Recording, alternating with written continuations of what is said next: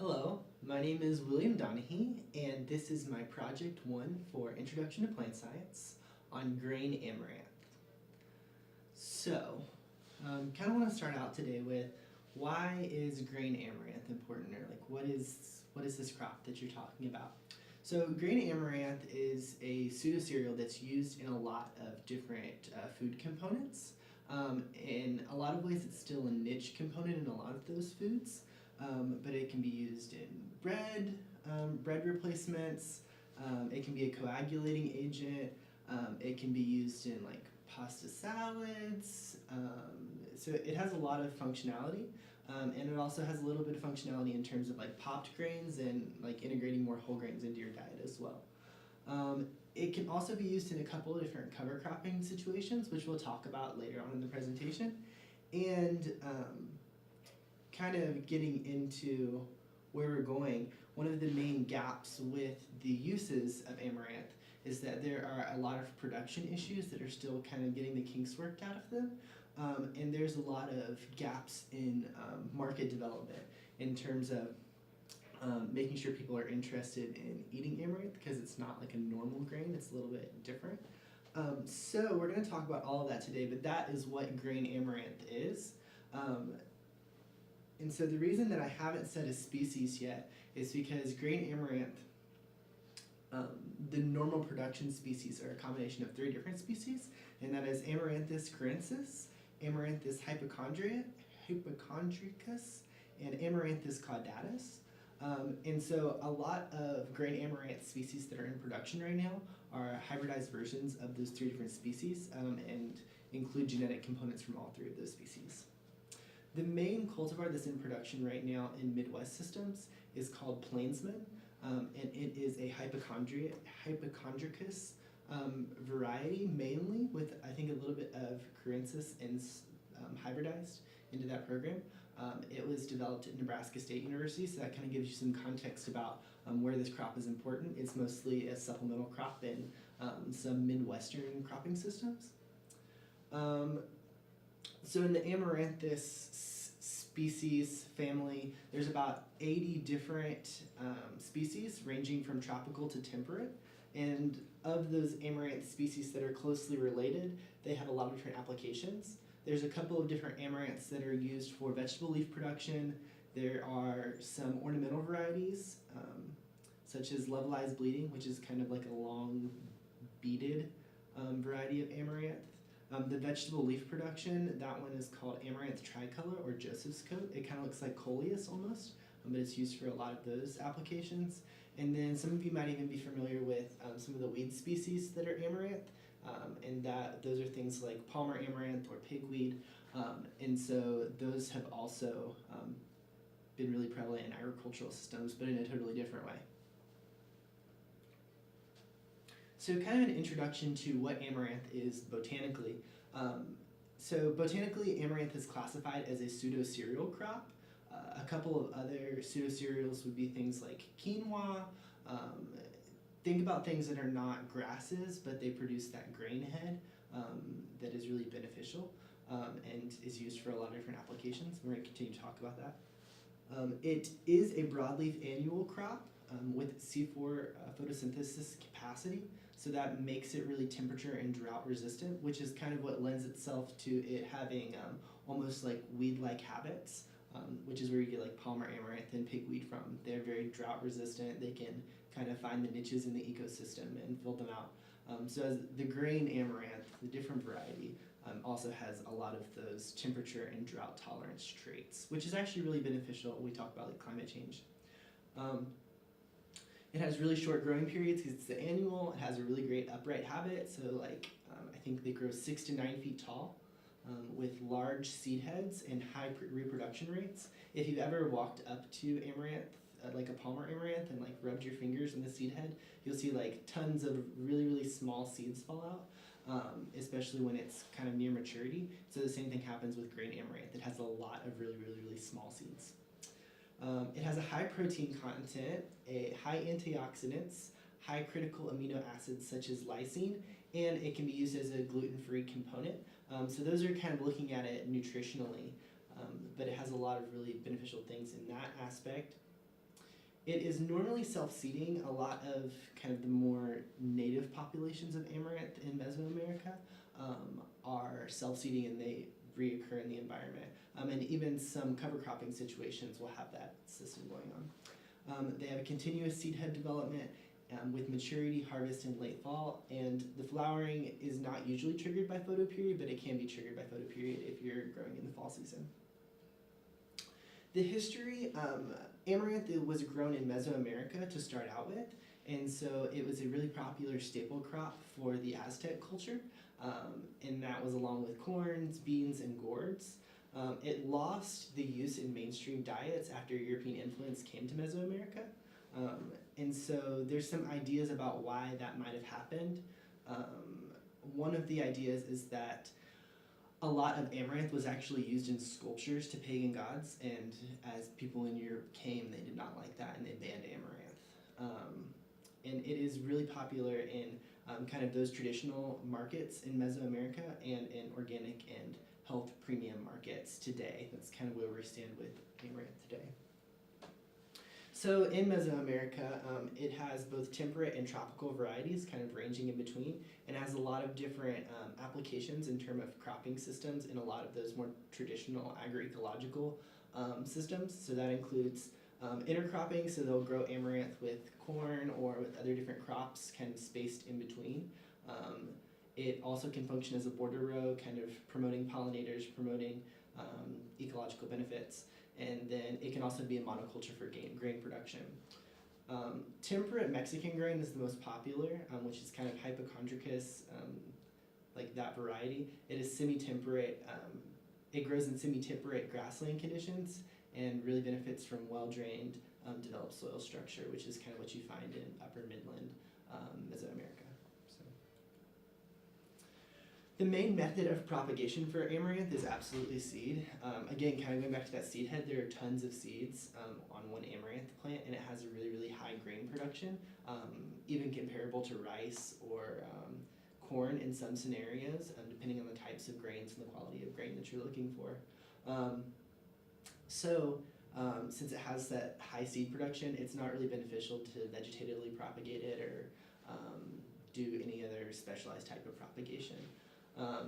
Usually that propagation happens on a 30-inch row spacing at about a half-inch depth because they're such small seeds. They need to be really close to the surface to be able to trigger not photosynthesis, but trigger germination. And because it's an annual species, that germination is going to be triggered by light and warmth or warmth, things along those lines. Optimum planting is in June if you want to get the highest yields, but those adjustments can happen depending on what the system needs. So we talk about production systems. Cropping systems very, very closely mirror that of sorghum, which is a grass-based like cereal crop. So a lot of the same agricultural practices that go into sorghum systems are used in amaranth systems in Nebraska and Oklahoma and places like that.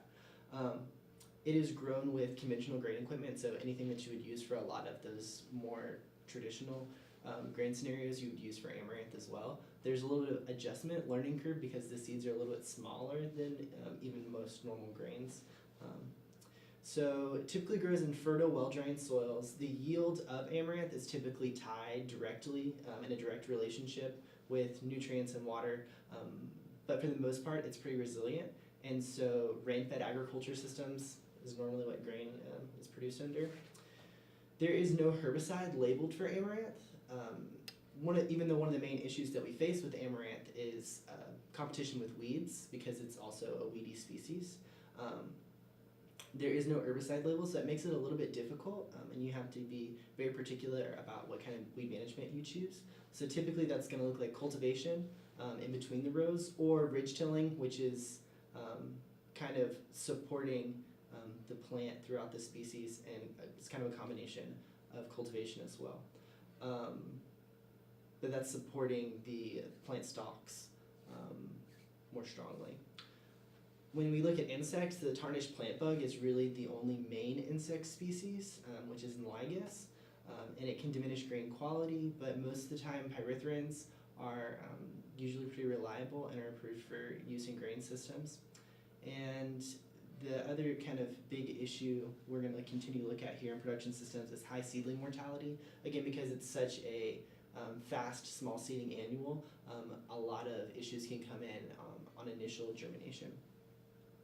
So some issues with production that happen, threshing and post-harvest issues are a big one because you have such small seeds and irregular seed head shapes, as you've kind of seen in some of the pictures today. And so because of that, there's a lot of issues with getting that grain at a high enough quality and without any of the flour parts, but just the grain right out of the field. So there's a lot of post-harvest processing that it has to go through. There is a weedy habit of this crop. So if you were to grow it in one season, it's probably going to come up the next season, which is a huge issue because you don't want amaranth growing, and competing with a crop the next season, especially if it's a cash crop or something that might be more economically valuable. There is a lot of high labor input into weed competition management. Weed competition is kind of the main thing that causes the limiting agent here, and so a lot of times hand weeding can be a component, especially in organic systems. And then also there's a lot of labor input into a hilling practice. So because amaranths are so top heavy, they have that large seed head on the top, they can lodge and fall over, especially in different weather conditions. And so that's a huge issue, and they will hill up the dirt around the stalks to make sure that they prevent lodging or falling over. There's a couple issues with crop spacing, mostly just inconsistent results overall. And so whenever they do research on amaranth and grain amaranth, they get really inconsistent data in terms of fertilizer, in terms of spacing, genetic variation, seeding techniques. There's a lot of different research that's out there about grain amaranth, but there's not a lot of scientific consensus about where to move with grain amaranth. And also, the next one we kind of talked about already is extreme weather failure. So if there are high winds, if there is a major weather event, then most of the time amaranth is going to fall over and you can lose a large amount of production very quickly. So we talk about real-world examples. A lot of the real-world examples are going on in either organic agriculture or in Mesoamerican systems. And so one of the big ones, and in an interview from NPR, talks about the Minerva Cruz farm in Oaxaca, Mexico. Forgive me if I pronounced that wrong. But basically just talks about this farm. They're doing monocultures of amaranth grown in conventional field settings. And they have a couple gaps in production we already kind of talked about. Their main ones are threshing and post-harvest, which is a huge issue, and the weed habit, it's reoccurring when they try to use it as a cover crop or whenever they try to have something the next season, it's interfering with the next season, which is a huge issue. This specific farm is part of a nonprofit coalition that is government funded, and it focuses on the human and cultural element of agri-ecosystems. So being that Mesoamerica kind of has this cultural tie to amaranth, they're trying to bring it back in and reincorporate it, especially since they have a lot of traditional meals. And some of those social issues in Mexican society that this farm specifically is looking to use amaranth for are obesity and food security independent of international trade. Especially with even political issues like NAFTA. Mexico's looking at developing their own independent agricultural system in case of some kind of international conflict.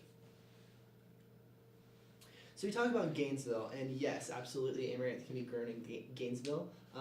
Most of the time that's going to look like some type of ornamental variety that has a grain application because you're probably going to be growing it in your home garden if you were to grow it individually. When we talk about a theoretical production situation, amaranth, especially the grain amaranth varieties in the grain amaranth family, are mostly going to be used in some type of organic or agroecological system instead of large mainstream production. We also just don't have a lot of grain production in Florida in general, and so we would probably integrate that into some type of short season end crop because it can grow so quickly.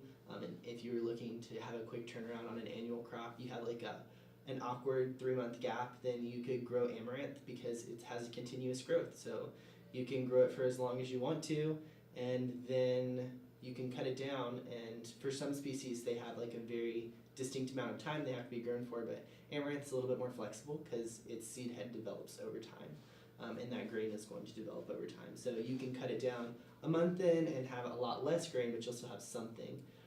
So that's kind of an application of it that would be for here in Gainesville, especially since we have a lot of kind of organic community in Gainesville that could really use that. And I'm pretty sure that there are organic situations. I've been to one recently that was growing a variety of amaranth. I think ornamentally, but it could also be integrated into more of the food system side. There are some small local markets and kind of those niche markets that still need a lot of development, and so that's definitely, Gainesville would be an optimal place for that kind of environment. And here are my resources, and thank you guys so much. I really appreciate it.